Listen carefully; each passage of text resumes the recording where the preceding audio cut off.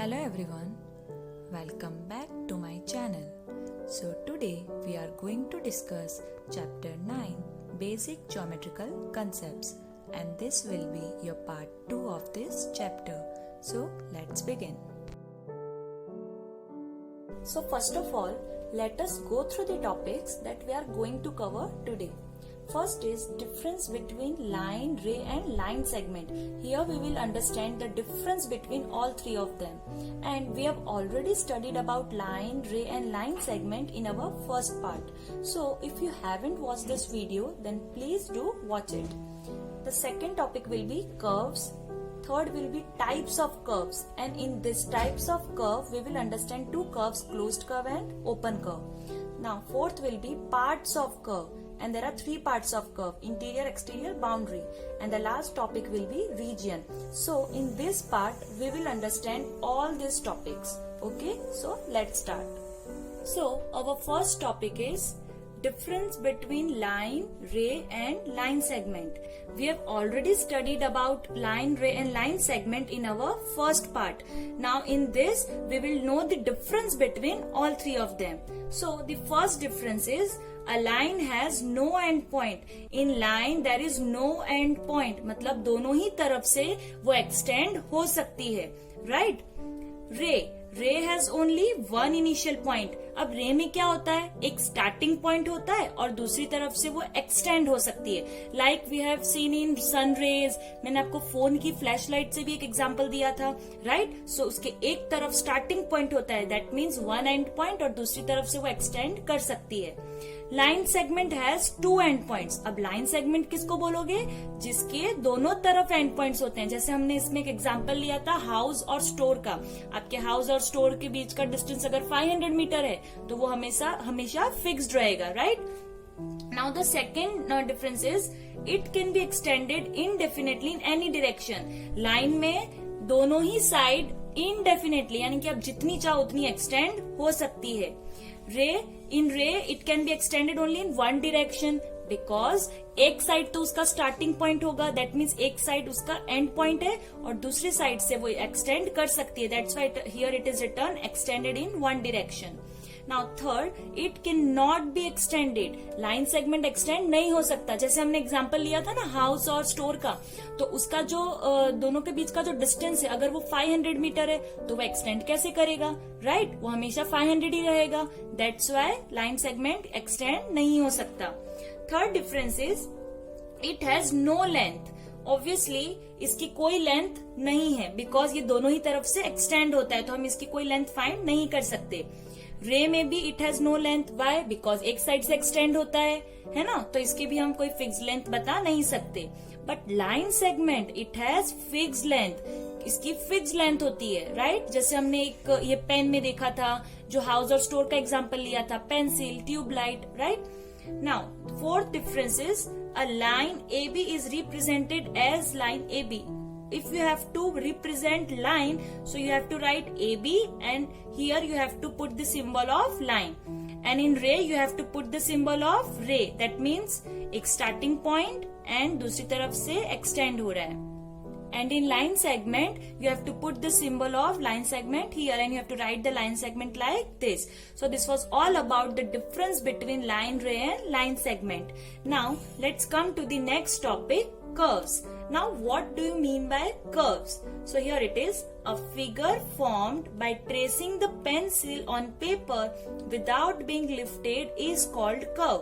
आप कोई भी फिगर पेंसिल से अगर बनाते हो without being lifted, मतलब पेंसिल को उठाए बिना, that means अगर मैं एक कर्व बना रही हूँ ऐसा, तो इससे क्या हो रहा है, मैंने पेंसिल नहीं उठाई, राइट? देखो ये मैंने एक कर्व बनाया, यहां से स्टार्ट किया और यहीं पे वापस खत्म हो गया. विदाउट बीइंग लिफ्टेड, मैंने पेंसिल को उठाए बिना ये कर्व बनाया.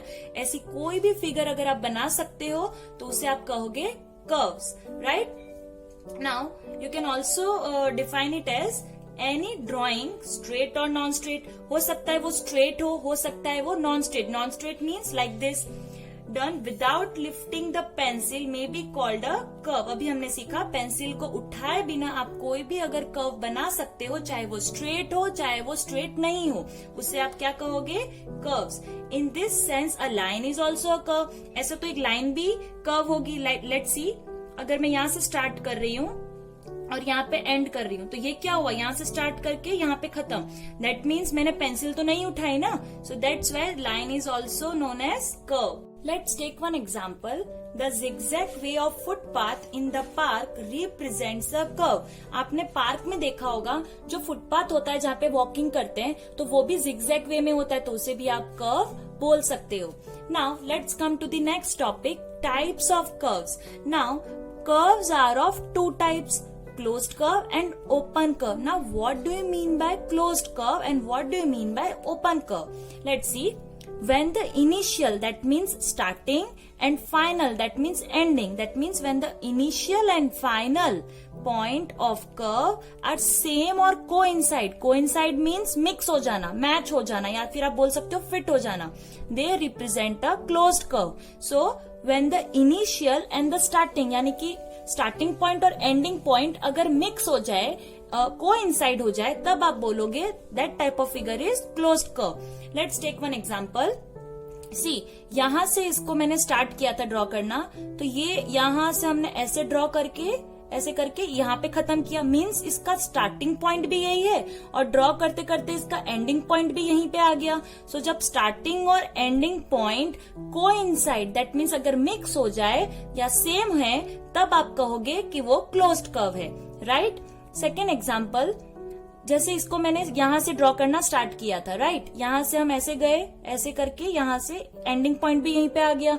मीन्स इसका भी स्टार्टिंग और एंडिंग पॉइंट सेम जगह पे है, मतलब कोइंसाइड हो रहा है. So that type of figure will be known as closed curve. और इसको बहुत ही इजी है पहचानना, बिल्कुल भी कहीं से ओपन नहीं होना चाहिए, तो आप उसको बोल दोगे क्लोज्ड कर्व. बट डेफिनेशन के हिसाब से क्लोज्ड कर्व क्या है? कि जिसका स्टार्टिंग और एंडिंग पॉइंट कोइंसाइड यानी कि मिक्स हो रहे हैं. Okay, now let's come to the next type of curve, open curve. Let's see. When the initial, that means starting, and final, that means ending point of curve do not coincide. जब किसी figure का starting point और ending point coincide यानी mix नहीं हो रहे हैं या फिर सेम नहीं है, उसे आप कहोगे open curve. Let's C one example. इसमें आप देखो इसका स्टार्टिंग पॉइंट यहाँ से है और ऐसे ड्रॉ करते करते इसका एंडिंग पॉइंट यहीं पे है. सो स्टार्टिंग और एंडिंग पॉइंट देखो अलग अलग जगह पे है, सेम जगह पे नहीं है. दैट मीन्स ये कोइंसाइड नहीं हो रहे. So this type of curve will be known as open curve. Let's see second example. ये इसका स्टार्टिंग पॉइंट है, यहाँ से हमने ऐसे ड्रॉ करके इसका एंडिंग पॉइंट यहीं पे खत्म कर दिया. राइट. सो इसका स्टार्टिंग और एंडिंग पॉइंट दोनों अलग अलग जगह पे है ना, सेम नहीं है, कोइंसाइड नहीं हो रहे. So this will also be known as open curve. तो बहुत ही इजी है दोनों को आइडेंटिफाई करना. कहीं से भी अगर थोड़ा भी ये ओपन है तो उसे आप ओपन कर्व बोल दो, और पूरा पैक है तो उसे आप बोल दो closed curve. Okay, so this was all about types of curves. Let's come to the next topic. Parts of a curve. A curve is divided into three parts. First is interior of the curve, second is boundary of the curve, and third is exterior of the curve. So a curve is divided into these three parts. Let's observe this diagram. You can see here one boundary is there here, right? And inside the boundary you can see one car and one mobile phone is there, right? And on the boundary you can see some grasses and some trees are there. And outside the boundary you can see one seller, ice cream seller is there, right? Now let's discuss all these parts one by one. First is interior of the curve. The region or part inside the boundary is called interior of the curve. जो भी चीज या जो भी जगह जो boundary के अंदर है उसे आप कहोगे interior of the curve. Here you can see inside the boundary car and mobile phone is there. So car and mobile phone are in the interior of the curve. Okay, now let's take some other example. Here you can see one triangle is given and this is the boundary of the triangle, and you can see on this boundary point B, point C and point D is given. Okay, and inside this boundary you can see A, M and P points are given, and outside the boundary you can see W, O and Z is given. So in this topic interior of the curve, which points will be in the interior? Obviously A, M and P, because they are in the inside the boundary of the curve. So A, M and P are the points which are in the interior of this curve. Let's come to the second part of the curve, boundary of the curve. The line that separates the interior part or region and exterior part or region of the curve is called boundary. So what it says, ऐसी line जो interior यानी अंदर की जगह को और बाहर की जगह को सेपरेट कर दे, उसे आप कहते हो boundary. Here you can see in the interior car and mobile phone are given, right? And this boundary has separated this car and mobile phone from this ice cream seller, right? इस boundary की वजह से ये दोनों इससे separate हो गए, अंदर की जगह और बाहर की जगह सेपरेट हो गई. Here you can see some trees and grasses are given, so they are on the boundary of the curve. So here it is written, some trees are shown in the boundary. Let's take another example. Here also one triangle is given. From this triangle, can you tell me which are the points which are on the boundary of the curve? So it will be point B, point C and point D. Okay. So B, C and D points are on the boundary of the curve. Let's come to the third part of the curve, exterior of the curve. The region or part outside the boundary is called exterior of the curve.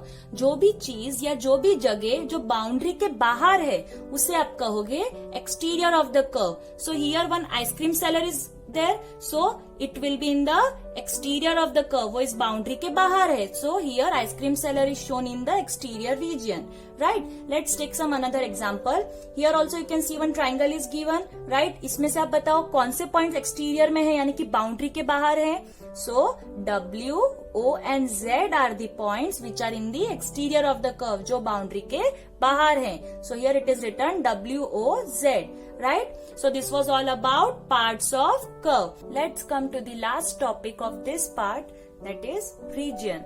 The interior of the curve together with its boundary is called interior region. So what it says, interior of curve plus boundary of curve equals to interior region. मतलब interior यानी अंदर की जगह को और boundary को एक साथ हम बोलेंगे इंटीरियर रीजन. जैसे आप इसमें देख सकते हो, ये इसकी बाउंड्री है और ये इसका अंदर का पार्ट, दैट मीन्स इसका इंटीरियर. तो बाउंड्री प्लस ये इंटीरियर यानी कि अंदर की जगह, ये टोटल इसको हम बोलेंगे इंटीरियर रीजन. इसमें आप देख सकते हो ये इसकी बाउंड्री है, राइट? और ये जो शेडेड पार्ट है ये इसका इंटीरियर. सो ये बाउंड्री और ये अंदर की जगह, ये दोनों मिला के हम इसको क्या कहते हैं, interior region. So this was all about part 2 of this chapter and I hope you have understood all the topics. Now in the next video we will do some questions from second exercise of this chapter in which the questions will be based on all these topics. Okay, so till then, bye bye.